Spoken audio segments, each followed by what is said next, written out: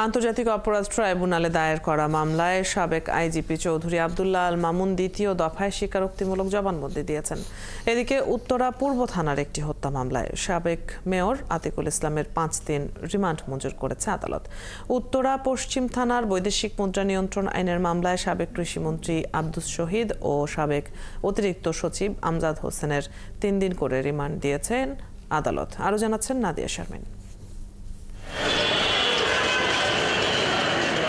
সকালে মোহাম্মদপুর থানার একটি হত্যা মামলায় সাবেক মন্ত্রী হাসানুল হক ইনু, মোহাম্মদপুর থানার পৃথক 3টি হত্যা মামলায় সাবেক এমপি সাদেক খান এবং ঢাকা উত্তরের সাবেক কাউন্সিলর সলিমুল্লাহ সলুকে গ্রেফতার দেখানো হয়। বুধবার সকালে ঢাকার চিফ মেট্রোপলিটন ম্যাজিস্ট্রেট আদালতে হাজির করে তাদের গ্রেফতার ও রিমান্ডের আবেদন করেন মামলার তদন্তকারী কর্মকর্তা। পরে দুই পক্ষের শুনানি শেষে এই আদেশ দেন আদালত। সিল্কোর সিল্ক অ্যান্ড শাইন, যাতে আছে আর্গান অয়েল ও ওট প্রোটিনের গুডনেস, যা আপনার চুলকে রাখে হেলদি অ্যান্ড শাইনিং। এদিকে উত্তরা পূর্ব থানার হত্যা মামলায় সাবেক মেয়র আতিকুল ইসলামের 5 দিনের রিমান্ড মঞ্জুর করা হয়েছে।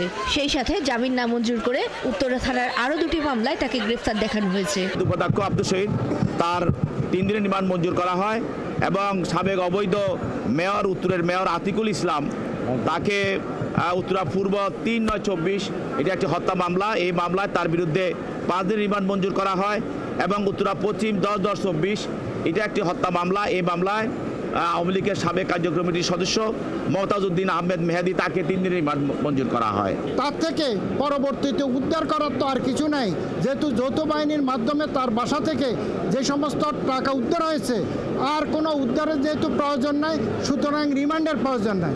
তাছাড়া উনার প্রায় 80 বছরের ঊর্ধ্বে উনার বয়স, উনার হার্টের রোগ আছেন।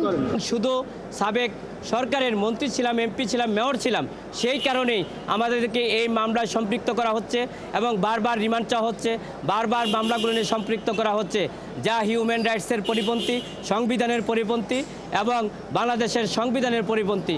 আমরা এই বিজ্ঞ আদালতে যে জাজমেন্টগুলো দিয়েছেন, আমরা সেই জাজমেন্টের সংক্ষুব্ধ এবং বিক্ষুব্ধ। আমরা প্রতিটা জাজমেন্টের বিরুদ্ধে উচ্চ আদালতে যাব।